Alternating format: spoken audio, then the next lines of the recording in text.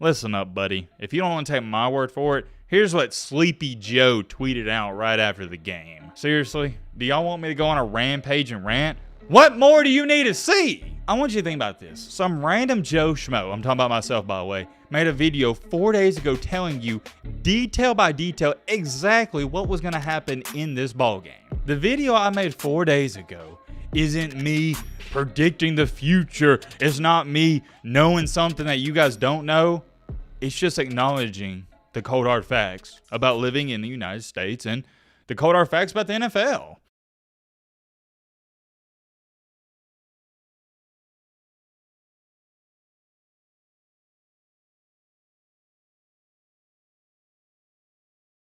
Here's what I do think we're going to see happen. I think the 49ers, they're going to jump out all over them. I expect to see some storybook ending where the 49ers are leading all game and then Patrick Mahomes, he has some all-time legacy drives in the third quarter and in the fourth quarter. It just seems like the 49ers are going to run all over them in the first half. Purdy's going to have a couple touchdowns and then boom, out of nowhere, the Chiefs catch fire. I expect to see some crazy tip passes like in the Lions versus the 49ers game. You're going to see craziness. It's a Super Bowl. You almost got to feel like it's written in the script somewhere that 3 to 4 mind-blowing plays are going to happen. And I expect the Chiefs to win this game in crazy comeback fashion. Why do I think that's going to happen? Because it's good for the narrative and also it's good for the longevity of the NFL. You see, this is something a lot of people aren't talking about. The NFL and the college game, just any sport in general, it thrives when you have a villain. Ironically enough, have you noticed? The Patriots dynasty ended and then a new one started right after. The NFL needs dynasties because it keeps casuals tuning in so they can hate watch and root against somebody. Most people tuning into this game don't even know jack squiddly crap about the 49ers. But guess what? Here's what they do know. The Chiefs got Patrick Mahomes. They got the best quarterback in the NFL. So, that guy's the best. I'm rooting against him. It would be extremely beneficial for the NFL to have the Chiefs to go out here and win this game. I'm telling you. And I got to believe in the script, man. The script tells us that the Chiefs need to and are going to win this game. So that's what I'm going with. And here's the thing about all of this. As I've gotten older and slightly matured a little bit, I've learned this and you'll learn this as well. Some things in life, they're inevitable and there's nothing you can do about it. And this right here is one of those situations. The modern version of the NFL is nothing but pure entertainment. Like the person said in one of the comments, it's the WWE. You can run from it, you can hide from it, you can do whatever you want, but destiny is always bound to happen. Hey man, no need to call me a hero. No need whatsoever to call me a hero. I'm just doing my job. That video clip I just showed you guys, that is coming from a video we posted 4 days ago on the channel. You can go check it out for yourself. The title of it is, The Super Bowl Script is Inevitable. And I'm going to say this one more time for the people in the back. That was 4 days ago. Fast forward time to our current date. Here we are, and everything I said was going to happen, or everything I thought was going to happen, it did. To make a long story short here, you saw the game. It just ended. 49ers jumped on them early, and Patrick Mahomes had a crazy comeback, and there was also a bunch of crazy plays that happened as well that we'll get to in just a second. A little foreshadowing here. But first things first, though, I do want to throw this in there because sometimes I forget to do it. I always like to congratulate my winners because you won the game. It's not easy winning the Super Bowl. Not easy at all. When it comes to football in general, that is at the totem pole. That is at the highest of highs, winning the Super Bowl. So let's do that real quick. Clap it up to the Chiefs. I know a lot of us, we were not rooting for the Chiefs, but they went out there, they took it, they won the game. Patrick Mahomes continues to prove that he is already, at this point in time, early on in his career,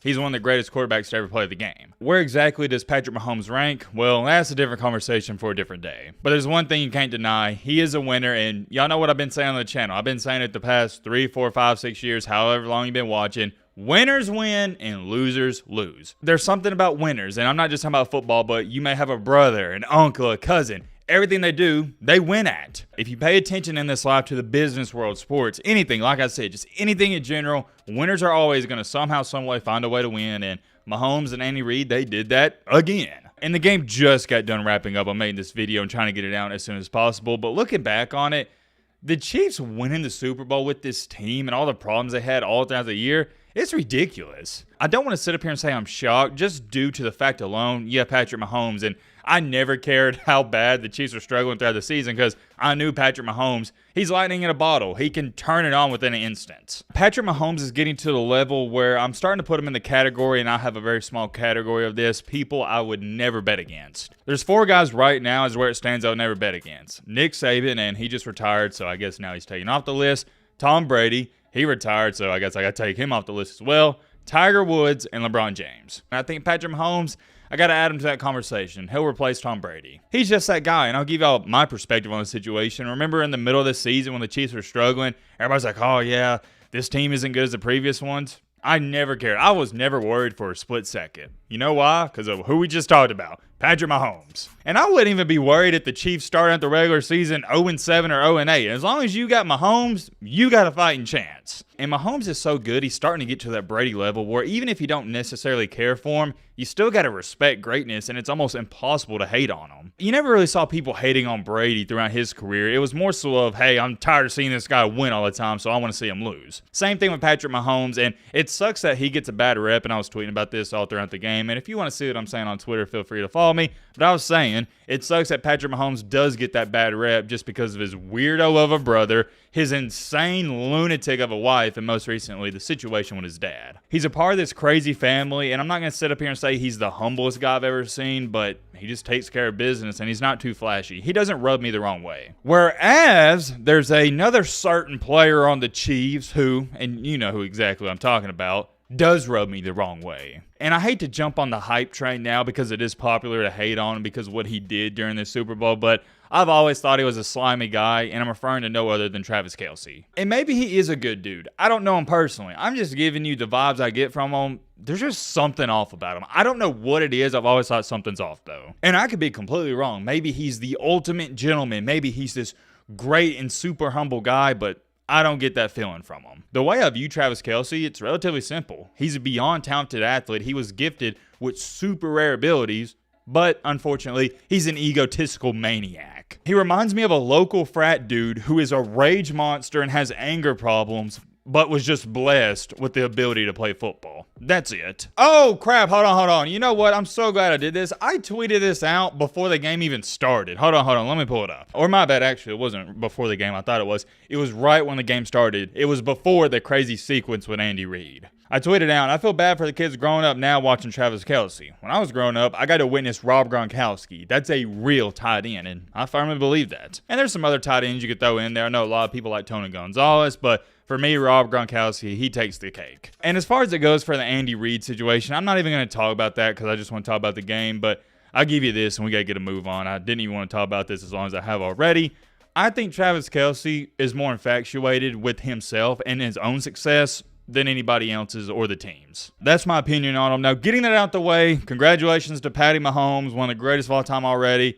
I gave you my opinion on the Travis Kelce situation. Let's talk about the game. I enjoyed this game from start to finish. It was very, shall I say, college football-esque. It reminded me of a college football game due to the reason there was mistakes left and right. How many fumbles were there in this game? I know there was only like 2 lost ones. But no. I think there was 3 lost ones. But fumbles that the same team recovered, there's about, what, 7 or 8? Hold on, let me see if I can pull it up. It might be in a box score somewhere. Okay, yeah. So check this out. The Chiefs, yeah, I was right. There was about 7 or 8. They had 5 total fumbles, but they only lost 1 of them. If I were to tell you before the game the Chiefs were going to have 5 fumbles and they still would win the game, I don't think anybody would have believed me. Heck, I wouldn't believe myself, and vice versa. See, here's the difference maker. San Francisco, they had 2 fumbles, but here's the kicker. They lost both of them. One of those being early in the game, McCaffrey on the first drive, and at bare minimum, they would have got 3 points on that drive, but it felt like they was going to score a touchdown, and the other being on that punt return, which also resulted in 7 points for the Chiefs. Although the punt return one wasn't on the returner himself because the ball hit one of the blocker guys, it was still a fumble, and it cost them, like I said, 7 points. The point is, me bringing that up is, yeah, it felt like a college football game because of all the mistakes, and that's rare to see. We're talking about professionals, and not just any professionals, but 2 of the top teams in the world. I don't think you'll ever see another Super Bowl in your lifetime where you have 7 fumbles in one game. No way. Both teams on the night only had, I believe it was, 6 penalties each, so pretty clean game there. And oh yeah, let me throw this in here because people are going to bring this up.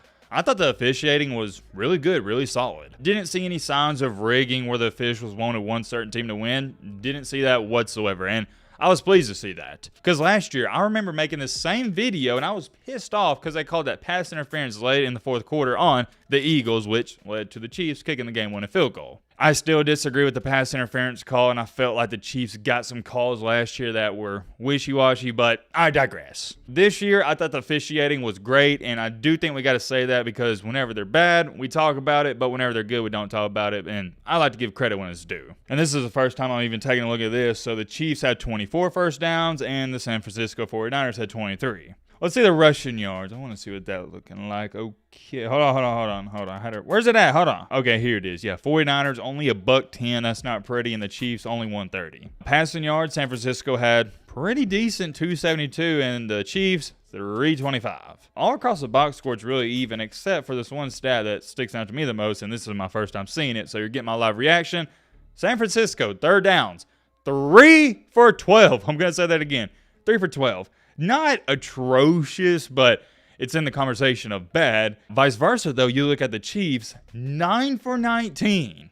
Dang near, what is that, 48%? The 49ers jumped out on them early. 10-0 McCaffrey. It seemed like he was getting 8 yards a pop. Brock Purdy, he was looking extremely comfortable. I think he completed, what was it, his first 5 or 6 passes? I know the 49ers only had 10 points at half, but it was smooth sailing on the offensive side of the ball. It felt like in the first half, the 49ers were dictating how the Chiefs were playing defense, and they were being the aggressors. However, though, and we'll get to this in just a second, in the second half, the roles reversed. For the Chiefs in the first half on offense, yeah, they only mustered up 3 points, but I never really felt like they were being shut down by the 49ers. It felt like they were having a lot of self-inflicted wounds and mistakes. And it was really funny because when Jauan Jennings threw that touchdown and San Francisco's up 10-0, I remember thinking to myself, nope, it ain't going to happen. There's no way a blowout's going to happen. There's no way. It's not in the script. I knew exactly then and there. Yep, 49ers offense, they're about to struggle, and then the Chiefs, they're about to get back into this game, and as we saw, that's exactly what happened. You don't got to be a rocket scientist to see this stuff coming. It's inevitable. And I could sit up here and break down the entire second half, but there's no need to. It was Patrick Mahomes. Enough said. The reason the Chiefs won this game is because of one player and one player only, Mahomes. But, and I have a big but, I'm going to throw this in here. In overtime, when San Francisco, they was driving and it was 3rd and 4, Jauan Jennings cooked his man for a walk-in touchdown. And Brock Purdy didn't even make a throw towards him because he had to chuck the ball in the back of the end zone because of the pressure that Chris Jones brought yet again. It was similar to the Josh Allen thing last week. Or I said last week, what am I talking about? My apologies. The week before when they played the Bills. You get what I'm trying to say. If Brock Purdy had better blocking on that 3rd and 4, it was an easy touchdown, and I think he makes that throw 9 out of 10 times. But the reality of the situation is Chris Jones did a heck of a job on the play, and yeah, it resulted in the 49ers taking 3 points there. And even if he does make the throw and it is a touchdown, it doesn't take away from the fact that Kansas City, they scored touchdowns themselves. All in all, though, Chiefs win, and congratulations to their fan base, and I know how sweet it is. But let's get down to the nitty-gritty, though, and let's get serious here. What did I tell you guys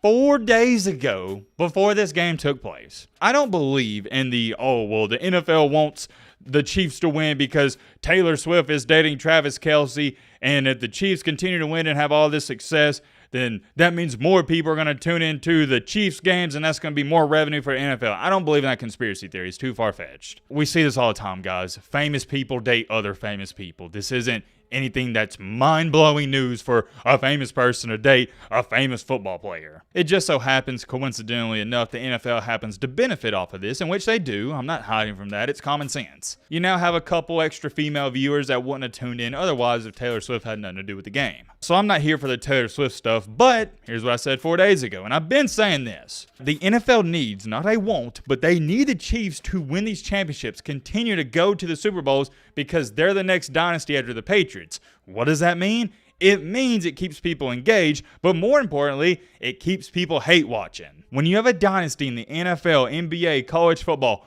whatever sport you want to point to, it keeps your casuals tuning in. For your diehard fans, that doesn't really amount to a hill of beans because they're going to watch regardless, but your diehard fans don't make up even, I'd say, 5% of your audience. And let me ask you a question. Do you really think it's a big coincidence that the Patriots, their dynasty ends, and right exactly when their dynasty ends, The new one in Kansas City, it's starting up. The NFL scripted. It's as simple as that. And the only proof you need is the government is involved with the NFL. And I know you're going to have some people saying, Matt, come on, man. I respected you, man. I can't believe you're saying this, man. You got to take off the tinfoil hat, dude. Listen up, buddy. If you don't want to take my word for it, here's what Sleepy Joe tweeted out right after the game. This isn't a troll account on Twitter. This is Sleepy Joe's official account. He tweeted out a picture of himself with laser eyes with the caption of, just like we drew it up. Buddy, seriously? Do y'all want me to go on a rampage and rant? What more do you need to see? No.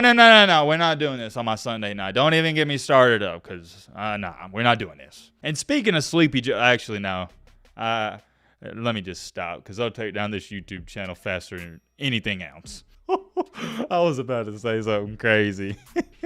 Yeah, I don't want to be banned, so we're just going to talk about sports. Anyways, getting back to the football topic before the men in black suits show up to my house and you never see another Matt Be Great video, let's log back in here. And I wish I could sit up here and pat myself on the back and brag to you guys about how smart I am and how much of a rocket scientist I am, but I'm not that smart. It's just common sense. The video I made 4 days ago isn't me predicting the future. It's not me knowing something that you guys don't know. It's just acknowledging the cold hard facts about living in the United States and the cold hard facts about the NFL. I want you to think about this. Some random Joe Schmo, I'm talking about myself by the way, made a video 4 days ago telling you detail by detail exactly what was going to happen in this ball game. And I know some people are going to say, okay, Matt, lucky guess. No, it wasn't a guess. It's easy to see this stuff coming. You got to start looking at things deeper than what they actually are, and everything in this life, it'll make 10 times more sense. Money runs the world, and I know it's cliche, that's a phrase you hear, but the quicker you wake up and realize that actually, real deal, seriously, money runs the world, everything you look at, it's going to be different. It's going to change your perspective entirely. Money runs everything, and what brings in the most money for the NFL, which is a government-owned business, is having hate watchers. What brings in hate watchers? Having dynasties. Self-explanatory. You know what's going to happen next. Chiefs are going to win. But you also don't want to be naive and let's just say the next 2 years the Chiefs suck and then people are going to say, whoa, Matt, what about that conspiracy theory? Well, no, you got to understand the government's not that dumb. They're not going to make them win it every year. They got to water down the success. You know what I mean? Let me put this into a better perspective. What's a good example? Oh, yeah. It's like when you're cheating off of somebody in high school. You know what I'm talking about when you show up to math class at 9:30 a.m. and the teacher goes, all right, take out the homework, and you immediately feel that hole in your chest like, crap, I didn't do it. You're trying to copy down off of your buddy next to you some of the answers, and you don't want to copy them directly. You got to get a few wrong. That's what the government does. I could sit up here for the next 3 hours and go on, but that's just dumb because what's known doesn't need to be explained. Let me know your thoughts down below. But